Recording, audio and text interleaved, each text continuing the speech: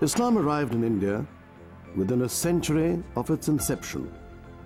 In quite a substantial sense, Muslims set their foot on Indian soil before Muhammad bin Qasim arrived with his army from Arabia in 725 AD. The latter era was marked by invasions by kings and generals, casting a covetous eye on the riches and wealth of India. But more significantly, saints and men of learning came to the country in search of peace and spiritual tranquility. A famous saying of Prophet Muhammad speaks of a fresh whiff blowing from India. Thus, India was already known as a haven of knowledge and serenity in West Asia, Africa, and Arabian society at the dawn of the Islamic century. I think Muslims have been a part of India for centuries. In fact, I believe, and I think there's fact of history also, that 99% Muslims of India are of Indian origin. In the course of time, they got converted into Islam, and therefore, while you have got Hindus in India, you have got Parsis, you have got Sikhs, you have got other communities, and so also Muslims. And they form today about 12% of the total population of India.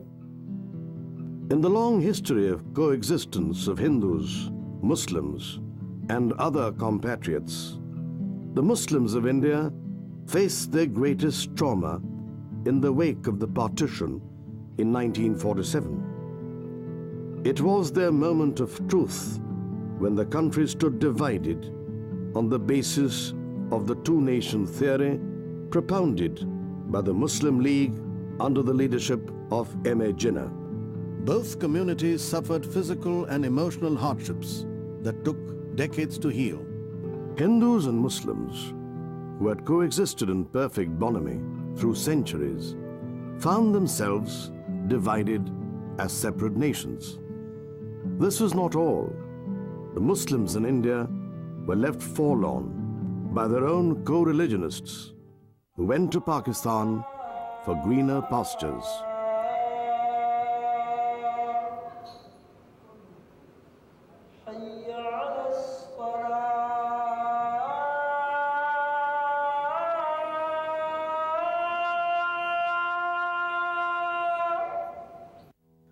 Gandhiji and Nehru stood by them, and Maulana Azad kindled hope among them to stand up to the challenges facing them, however grave they were. There is nothing for Indian Muslims except challenges, one challenge after another.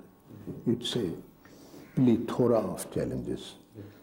Now, what happened after the partition of the country, particularly from North India, Muslims who were educated and who were influential and who were to some extent affluent, most of them migrated to Pakistan, with the result that what was left here, people who had no traditions of education or competition, now they have to overcome that, and they are gradually overcoming it. Maulana Azad's message of hope stands epitomized in his eloquent speech declaring, "I am proud of being an Indian. I am part of the indivisible unity that is nationality. I am indispensable to this noble edifice, and without me, this splendid structure of India is incomplete. I am an essential element which has gone to build India. I can never surrender this claim." Maulana Abul Kalam Azad was definitely a true great Indian patriot. He gave his entire life in the service of the nation, and he did say what he said was very right, that he is an indivisible part of this country. And I think every Indian Muslim is also will be an indivisible part of this country. The Indian Muslim contribution for the last 1,000 years has been immense, in every field. They have contributed, they have sacrificed, they have lived and died here. And I don't see any reason why we should not continue to be indivisible part of this country. There is not in prior history, and there will not in foreseeable history be another nation that has such a wonderful mix of religions and communities and languages and cultures. It would be like the height of folly and great sadness to hamper that or to damage that, because it's like a one-off. It's never happened before, it will never happen again. Maulana Azad's spirit of remaining with India, it only goes to show that whether he remained with India or had gone across the border, what he really meant to say was this is one country, one huge, colossal land of humanity, of people with great tradition, heritage and background, which should not be separated. Maulana Azad's faith in Hindu-Muslim unity was unshakable, and he announced in his famous words, "Even if an angel descends from heaven and tells me that India will be free, but without the unity of Hindus and Muslims, I will reject that freedom." Now, he represented, I think, the grace and the dignity of our nation. People like him, people like Nehru and Gandhi, in a strange way, they were people of, you can fault them for policies, or you can fault them for, you can't fault them for their integrity. However, even though left in a state of utter desolation by the leaders of the Muslim League who had promised El Dorado for all the Muslims, the Indian leadership got itself busy in giving a secular direction to the post-freedom polity, to weave the nation into a comprehensive whole where all citizens, irrespective of caste, creed and community, would be guaranteed equal rights. This was the opportunity of Indian Muslims to play their positive role in nation building. The Muslims in India groped in the dark, not knowing how to face the challenges facing them in the emerging ambience. Yet, happily for them, India stood steadfast by its secular and democratic commitment. I always take history as an example of inspiration to me in my life.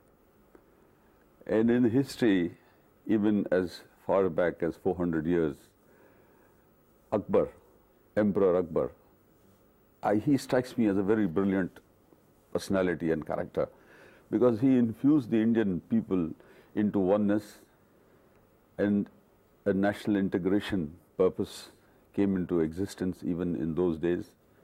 And his great sense of social justice, which he gave to his people, till today people remember the great achievements of the great emperor. In fact, the Mughals were the catalyst who brought the warring factions of the Indian princes and Maharajas together. And Akbar played a major part in this. And the foundations of the communal harmony and integration were virtually established in the time of the reign of Akbar. India became a secular state in sharp contrast to the theocratic, newly created state of Pakistan at the dawn of independence. Indian Muslims had the advantage of guidance of stalwarts of India's national movement, notable among them, besides Maulana Azad, Rafi Ahmed Kidwai and Dr. Zakir Hussain. The latter rose to be the President of India. The Constitution of India is secular, according to me. Once the Constitution guarantees you a secular state, then how can a film star or other guy or maybe ABCD or me also can influence that? I have not a single relative or who stays in Pakistan. Why should my loyalties be with Pakistan or for that reason any other nation? It has to be with my own nation, if at all. And if that loyalty to my nation is taken away from me, then I become, what do I become? Where do I hang around? Am I hanging in the air? I must belong to a nation. So if by some connivance or by some feelings, by some people would like me to believe that I'm not a part of the nation, this nation, then I'm going to fight that out within me psychologically, because I want to be a part of a nation, as every individual wants to be a part of a nation. So I think that there has been this, because of the division, unfortunate division, I would say, that took place in the Indian subcontinent. We should never have taken place, according to me. And I think this subcontinent would have been much more a beautiful place. But that unfortunately has taken. But no, the Indian Muslim per se, I would say they are all Indian. This is called India. I believe this is called India.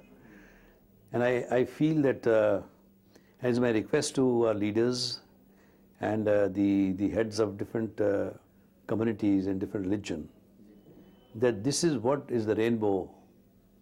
And this rainbow should not be destroyed because of their own self-interests and everything. Let India be like this. Let India grow together.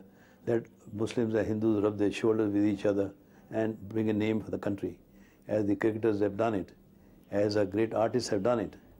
My wife was the first to get the international award for Mother India's performance in Carlo Berry. And she was a Muslim lady. But nobody called her a Muslim lady because they thought one Indian artist has won the award.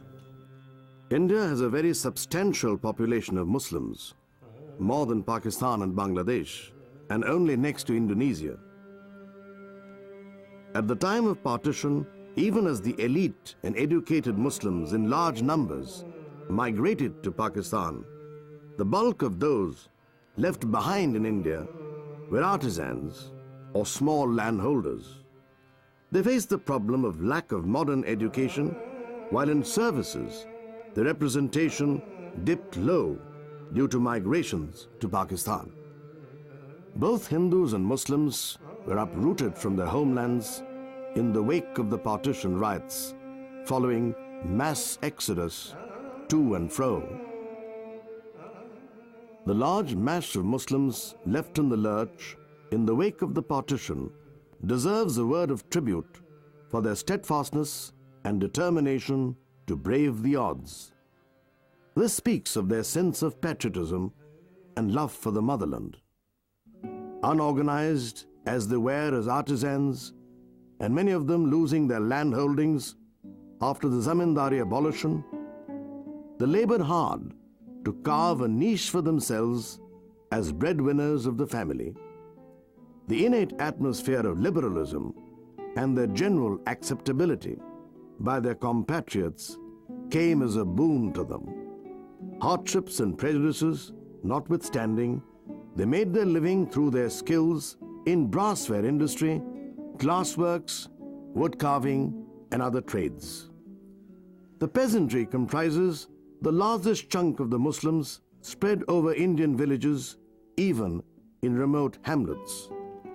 There is little difference in their way of dressing and even eating habits. They are sons of the soil, deeply rooted in the Indian tradition.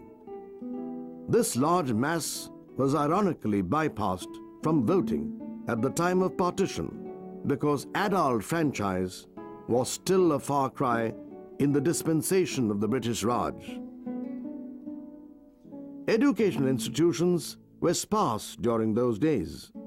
What the larger town would have was a middle school run by local authorities. The education was otherwise confined to madrasas and maktabs for the Muslims, as there were pathshalas for the Hindus. You see, the basic thing any Muslim leader should demand for their flock is education.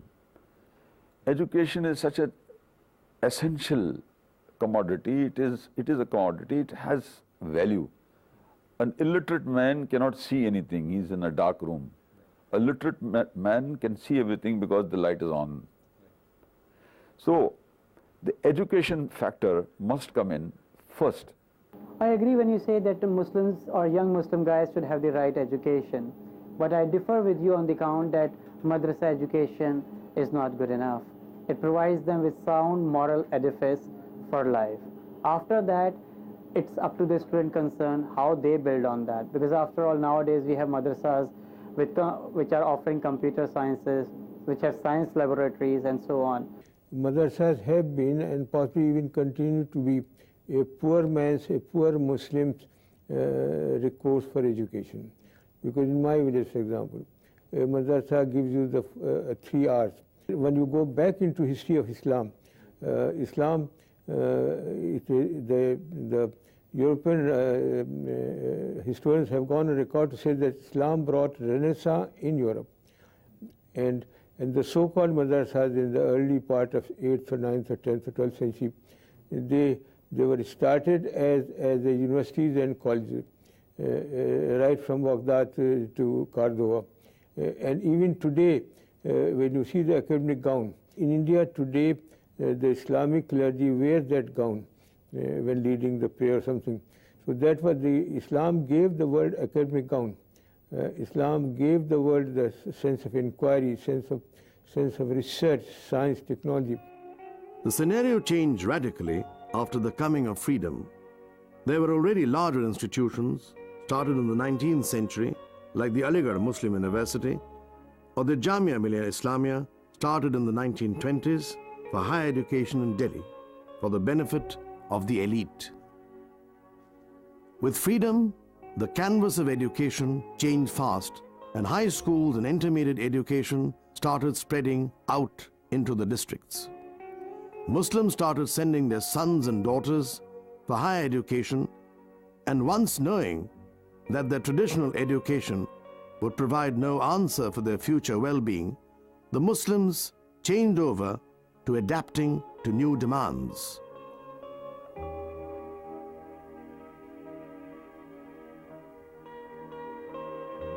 The large madrasas like Darul Uloom Deoband and Nadwatul Ulema in Lucknow also started revising their curricula. They took to modern education while retaining the classical methodology. Now, computerization has come to these institutions in a big way. There is always a case for modernizing any system of education, whether it is a Pathshala, whether it's biased with Hindu education or madrasa.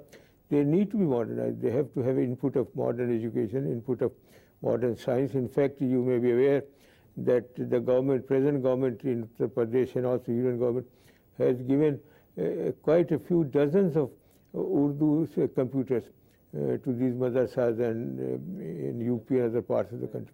Our concepts of modernity and what is considered modern, and to see it through the eyes of Islam, I think. And that it becomes a crunch, in a sense, at a philosophical level. There's a crunch factor involved, because the perceptions of what we perceive as modernity and what is modernity. I think modernity is a state of mind. What is your worldview? Is it narrow? Is it restrictive? Or can you come back to elan and grace? And I think that is the crisis. And you did have it. At the point of all you got to see is the Moors in Spain. All you got to see is the music in India, the Sufi tradition. You know, and you've got to see Omar Khayyam and Ibn Battuta and Ibn Sina and botany and astronomy and mathematics and algebra. When you link it all up, wow. It's all there, and in mathematics, in the decimal system, in the zero, in the astronomy, in navigation. It was all there. Now you've got to see it with its grace, rather than this restrictive vision, and to recognize the fact that times change, there are people's aspirations, to recognize that, and to come to terms with it, with grace. But what has been more striking is the advancement in science and new technology. We can take the example at present, our President Abdul Kalam.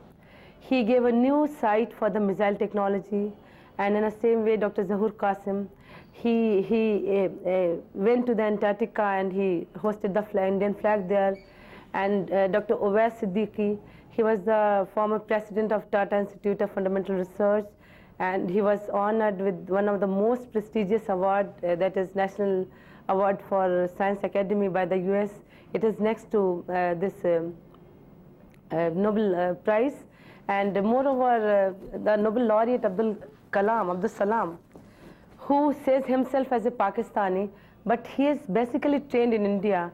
So we can say also that if we get the opportunity, if we Muslims get the opportunity, we can prove ourselves as a good scientist and as a good technologist. In the civil services examination, bright students have made their mark, even if the number of those seeking administrative jobs among Muslims has not been according to the ratio of their population. Yet, one comes across a Muslim topper in both civil services and technological examinations. A big leap forward from the forlorn days of the partition. In the armed forces, the Muslims have made their names at different rungs. Brigadier M. Usman, the hero of Nowshera, who fell to enemy bullets in 1948. Many young Muslim officers and men made the supreme sacrifice during the Kargil War. This tradition in the realm of armed forces is traceable to the days of Netaji Subhash Chandra Bose's Indian National Army, in which Shah Nawaz, Dhillon and Sehgal made a famous trio. In the field of industry, Azim Premji of Wipro is India's richest man, while Sipla of YK Hamid is not only a farmer major, but is engaged in fighting AIDS and is a partner of the Clinton Foundation. In the brassware and other industries, the Muslims have earned both prosperity and fame. M.F. Hussain and S.H. Syed are legends in the world of painting. It is no mean achievement that India has had 3 Muslim presidents, high-profile and popular central ministers, as well as chief ministers and governors in several states. The first Muslim president, Dr. Zakir Hussain, was an eminent educationist who was close to Gandhiji and Nehru. The next was a grassroots Congress leader, Fakhruddin Ali Ahmed.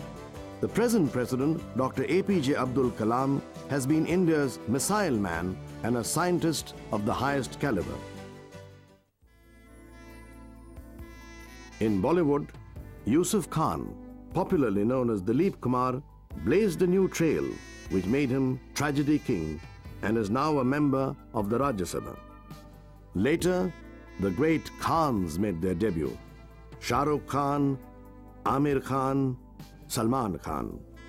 They were preceded by Feroz Khan, director, actor and producer in his own right. His brother Sanjay Khan made his name with the teleserial The Sword of Tipu Sultan and Jai Hanuman. I think the Indian cinema is a symbol of secularism. And it is symbol, why it became a symbol? It is being seen by the people of the country, and that consists of so many people belonging to different faiths. When they go and see the film, they go and see the star and the actor performing over there. They don't go in the theater that this fellow belongs to our religion and we will see his film. As you know, that Mr. Dilip Kumar, who's a Muslim, he's been considered by every Indian, whether he's a Hindu or a Muslim or a Christian or a Sikh, as a great actor. He has contributed a lot to the Indian cinema. He brought greater prestige, for India from abroad also.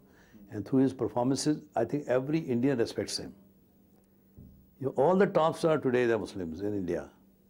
And it's a pride for us. If you look at the prominent people who have made a mark for themselves, people who immediately come to my mind are people like Rafi Saab, in the singing. Then there is K. Asif, Mehboob Saab. Then there is Dilip Saab. Then there's Naushad Saab in music. Then there are, I might be missing a few here and there, but when you look at the current lot, you see the likes of Salman, Amir, Shah Rukh, and then the younger ones like Saif Ali Khan who are making an impact. And you have A.R. Rahman in your music, you got Anu Malik. So, these are the kind of people who probably immediately come to your mind who have made an impact in the film industry. And, they're contributors, Practically in the writing field, I suppose, in the lyrics department, they have made a lot of contribution. We have enormously huge names in that, like Sahir Ludhianvi, Majroor Sultanpuri, Kaifi Azmi, who have made contributions to this thing. Construction industry में आज देखो बॉम्बे में हम बैठे, Lokhandwala is the biggest name. He is a Muslim. Rijvi is the biggest name. He is a Muslim.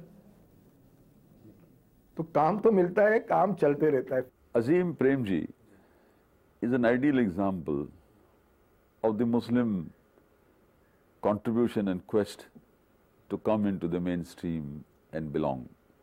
Like this, for example, there's another gentleman in South India, in Vanambadi. He quotes the leather price of the world each morning. The Muslim Zardozi workers, they export is worth about 40,000 crores. So you can imagine how much contribution they are making to the exchequer by way of foreign exchange earning. The partition came as a calamity for both Muslims and Hindus on either side of the border. And Muslims, in a sense, had to start from the very scratch. Yet patience paid, and thanks to Providence, they are now equal partners in the national mainstream, playing their roles in different walks of life.